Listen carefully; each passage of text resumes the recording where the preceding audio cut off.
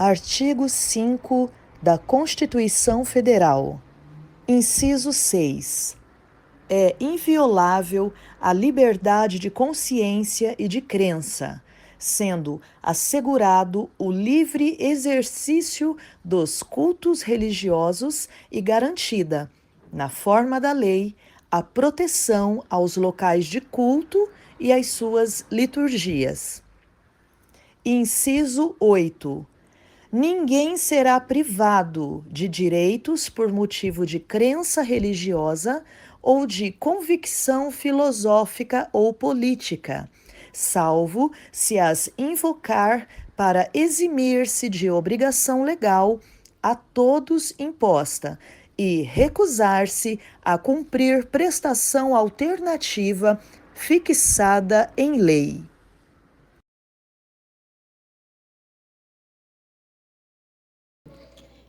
A gente vê que Jesus, quando ele ministrava, né, para as pessoas, e a gente vê que os fariseus e os mestres da lei, eles eram pessoas religiosas, né? Só que eles não aceitaram a mente de Jesus. Eles não aceitaram ali que Jesus estava ali e ele era o Salvador.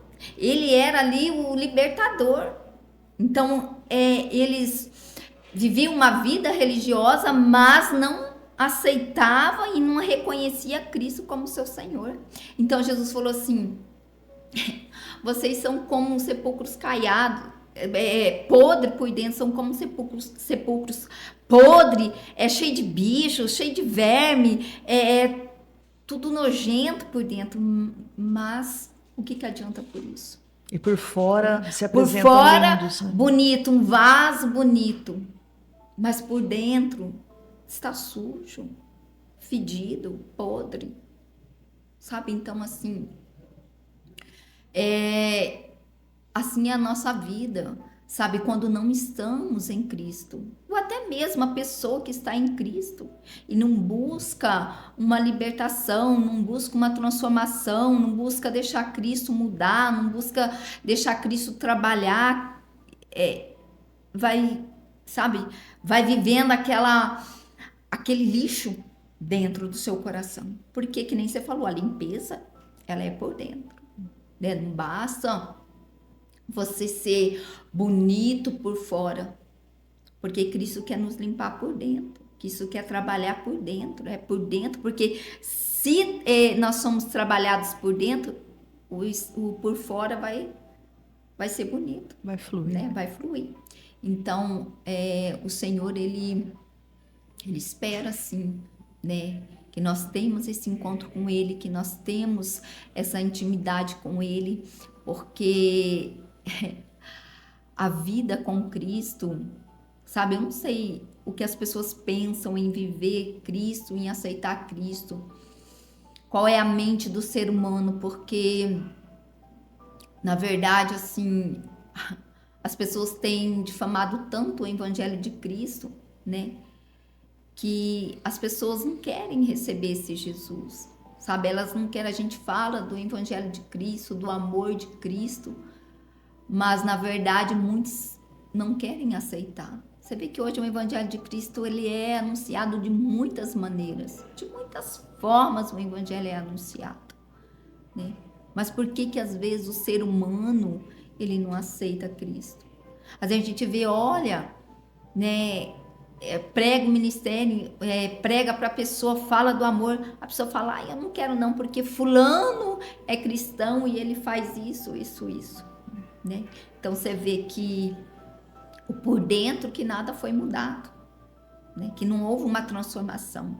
Não basta você ficar 10, 20, 30 anos, né? Numa igreja, esquentando ali o banco, né? E não ser transformado. E as pessoas se escandalizam com as Sim, outras, né? Sim. O compromisso delas, enquanto deveria ser com o Senhor. Com o Senhor. Realmente com Ele. Porque ainda Jesus disse, os escândalos virão. É interessante, o próprio Jesus já avisou. Ele não nos deixou... Sim. Ele não nos deixou no escuro. Ele disse, os escândalos virão. Mas quando os escândalos vêm, na verdade, e esse chama-se o programa Verdade Verdadeira, né? Verdade 2 vezes. Então, na verdade, verdadeiramente a verdade é uma só. Uma só. Eu estou dentro de uma comunidade onde Deus tem me levado, correto? Eu preciso estar, né? Porque esse negócio de eu sirvo a Deus na minha casa, eu ouço meu louvor e Deus é o meu Pai. Não. O apóstolo Paulo disse, não deixem de congregar, como é o costume de muitos. E por deixar o congregar, as pessoas têm sim se enfraquecido muito. Porque não têm vivido como corpo, têm vivido como um membro do corpo arrancado do corpo. Onde já se viu? Um membro arrancado, ele morre. Então ele precisa estar recebendo a vida do corpo. Isso é óbvio, isso é real. Uhum. Então a pessoa está dentro de uma comunidade, de uma igreja, como queira chamar, e de repente acontece alguma coisa e ela fica pensando assim: você viu o que aconteceu? E aí nós voltamos um pouco, Jesus fala assim ali no Evangelho: eu não vim para os sãos, eu vim para os doentes. Então a pessoa vai para dentro da igreja e ela tem a sensação seguinte: todo mundo que está aqui é são. Ué, mas se fosse são, não estava ali. Porque Jesus não veio para quem é são, se Jesus veio para quem é doente. Agora, dentro de um hospital, você já viu o caso de paciente que se nega a tomar o medicamento, que engana o médico, joga fora o comprimido, já viu? Ele cospe, ele faz que engoliu, não engoliu. O médico vira as costas, o enfermeiro ele cospe, ele não aceita o tratamento, ele não quer tomar, às vezes ele mesmo quer morrer, várias situações. Dentro da igreja acontece a mesma coisa, quer dizer, a palavra está vindo ao nosso alcance, ao nosso encontro. Cabe a mim tomar aquele medicamento, me alimentar daquele alimento, cabe a mim trazer para a minha vida aquilo ou não. Mas o pastor está lá falando e eu estou só cuspindo aqui o comprimido. Eu não estou recebendo, não estou aceitando a palavra.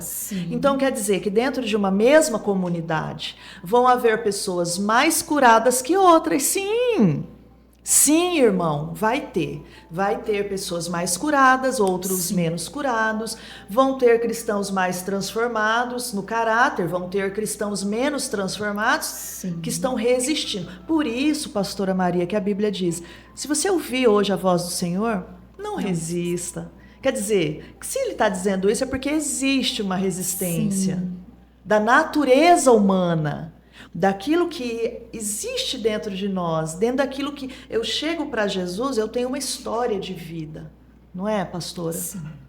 Eu tenho uma história, eu tenho uma vivência, eu tenho coisas que eu vivi, e eu venho, às vezes, a gente até brinca, eu venho toda estragada para Jesus, né? Alguns vêm mais, né? Outros vêm menos, uns vêm com a perna amputada, com o braço amputado, olha, vem com doenças terríveis, doenças de pele, enfim, eu tô falando tudo isso uma figura espiritual, né? E ali cada um vai ter que receber um tratamento. E o Senhor tem, né? Só que aí para receber e aceitar esse tratamento, para que haja essa mudança por dentro, é algo muito individual. Por isso que nós devemos buscar em Deus, né? Porque você vê, tudo são escolhas, né? Nós escolhemos e Deus ele vai operar em nós até onde nós permitimos, né? Ele só vai agir em nós, fazer algo por nós, se nós permitirmos. Até onde eu quero que Deus faça algo por mim, né? Então, muitos às vezes aceita Cristo, se converte e nós tem uma transformação, né? E às vezes a pessoa tá lá tanto tempo e tá na mesma vida, né? O mesmo pecado, o mesmo pensamento, as mesmas atitudes e ações e nada muda. E às vezes a pessoa aceita Cristo, se converte, muda de repente, que nem ele fala, muda assim, né? Porque são escolhas. Ela escolheu entregar e se abrir, se render mais para que Deus possa manifestar o poder dele, né? Então, todo ser humano tem uma escolha. E as nossas escolhas é que vai fazer a diferença na nossa vida. né? Eu escolho até onde eu vou em Cristo e até onde Deus vai operar na minha vida. Deus, ele quer operar em todas as áreas da nossa vida. Mas não cabe só Deus fazer. Depende de mim. Porque Deus, ele é educado. Você vê que o diabo, ele vem para matar, roubar e destruir. Essa é a função dele. É destruir, deixar o ser humano arrasado. Né? Deixar o ser humano no fundo do poço. O que ele quer é ver o ser humano destruído. O prazer dele é isso. Sim. Né? Por isso ele fala que ele veio para matar, roubar e destruir. Mas Cristo vem para nos dar uma nova vida. Aleluia, Jesus, né? Aleluia. Nós, todo aquele que aceita Cristo como seu Salvador, a partir dali se começa uma nova história, uma nova vida. Todo o seu passado vai ficar para trás. Mas Cristo faz uma nova história. Você tem uma nova identidade em Cristo. Sabe? É uma nova identidade, uma nova vida em Cristo. E daquele momento em diante, se você se rende ao Senhor, ele vai conduzindo ali a sua vida. Ele vai guiando a sua vida ali, seus caminhos. E isso é tremendo, porque nos leva ali a uma dependência em Cristo. Sabe, quando a gente fala, Deus, guia minha vida, guia meu caminho, me dá direções, Senhor, para eu fazer. Me ajuda a resolver cada área da minha vida, cada situação. Me ajuda a lidar com o meu funcionário, a lidar, Senhor, dentro da minha casa, com os meus filhos, com o meu esposo, com a minha esposa. Sabe, se achegar a Deus. É clamar por Ele, pedir ajuda. E às vezes isso que o ser humano não faz, o cristão não faz, ele não pede ajuda. Ele pede conselho para as pessoas de fora, né? Às vezes a pessoa, sabe, aquela pessoa, às vezes ela conta toda a sua vida, sabe, para outra. Conta a sua intimidade com o esposo, conta a vida dela no trabalho. Ela conta tudo. Só que ela acha que aquela pessoa é uma amiga dela. E no fundo, ela pode até se considerar amiga dela. Sim. Mas a outra não considera. Aí o que acontece? A outra já vai criar um olho grande. Vai ficar com inveja da vida dela. Da vida dela com o esposo. Porque às vezes ela conta, meu esposo é amoroso, é carinhoso, é isso, ele compra isso pra mim. Então, sabe? Vai ativar ali o olho gordo, a inveja, a cobiça de viver a vida da outra. Só que ela não entendeu que neste mundo a gente não tem amigos. Sabe? Amigos a gente encontra em Cristo. Cristo traz os amigos corretos. Amém. E traz os amigos certos para a gente viver. Amém. Né? Então a gente vê que as pessoas deixam de contar a sua vida para Deus, para o verdadeiro amigo, que é o Senhor, para contar para as pessoas de fora do mundo. Sim. Tá? E a gente vê muitos casos assim, sabe? Muitos casos dessa forma, muitas pessoas que se abram, né, achando que outro é amigo, que outro vai ajudar ela.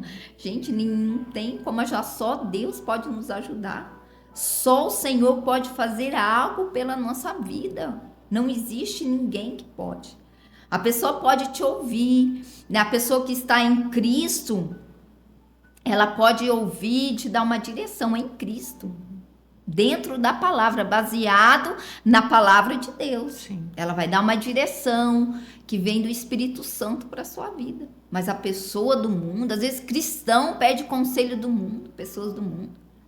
Cara, qual a mentalidade? Essa pessoa, ela já está sem Cristo, que mentalidade que ela vai ter? Que conselho ela vai poder dar? Não é conselho que vem de Deus. Mas a pessoa que está em Cristo, que ela busca Deus para a sua vida, ela vai ter uma direção de Deus, ela vai ser conduzida pelo Espírito Santo. Porque quem nos guia é o Espírito Santo. Quem nos conduz em toda a verdade é o Espírito Santo.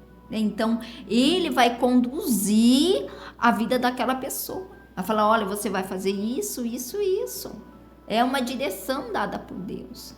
Talvez, pastora Maria, a pessoa já não pede a direção porque ela tem medo daquilo que... Sim, e isso acontece muito, muito, né, no corpo de Cristo, acontece muito.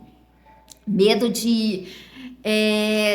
do que Deus vai falar para a pessoa, porque ela tem seu próprio pensamento, ela tem seu modo de pensar e não abre mão, né? E é isso que impede Deus agir, muitas vezes. Sim. Né? A gente vê que várias pessoas vivem uma vida destruída por causa de uma direção. Porque dá uma direção e ela não segue aquela direção. Ela segue o seu pensamento. Ela acha que aquilo é correto, que aquilo é certo, a mentalidade humana dela. É uma fé emocional, né? Sim. Ela toma a direção pela fé emocional. Sim. E impede Deus de operar, de mover na vida dela. Sim. A gente vê ali que Ana foi uma mulher que viveu ali uma vida basicamente ali viveu com uma rival o tempo todo ali, com uma rival e provocando ela, mas ninguém entendia o coração daquela mulher, nem o esposo entendia, sabe, o coração daquela mulher. E a gente vê ali que o desejo dela era ter um filho, sabe? O desejo de Ana era ter um filho. Então, a Penina provocava ela o tempo todo. Pensa conviver com uma mulher que te provoca. Isso é irritante. Isso tira a paz, né? A tranquilidade. Porque mulher, quando quer provocar, não, né? Mulher, quando quer provocar, a gente provoca. Nossa. Provoca. Aí, o que ela fez? Ela não deixou aquilo, ainda que no momento ela andou, né? Tirou a paz, a tranquilidade dela. Mas ela não aceitou aquilo. Ela foi o quê? Buscar Deus. Ela foi aonde... que ela foi até o Senhor, porque ela entendeu que Ele podia fazer algo por ela. Ela não aceitou viver daquela situação e daquela maneira. Ser humilhada daquela forma. E ela foi até ali no templo buscar o Senhor e orar ao Senhor. E a gente vê que quando ela chegou ali, ela chegou triste. Mas quando ela saiu, a Bíblia fala que o seu semblante já estava o quê? Diferente. E quantas vezes nós não imediato de novo, como foi com a samaritana. Então a gente vê ali que quantas vezes a gente não vive dessa forma, né? A gente vive. Tem momentos na nossa vida e coisas que acontecem na nossa vida que a gente fica triste, fica arrasada, para baixo.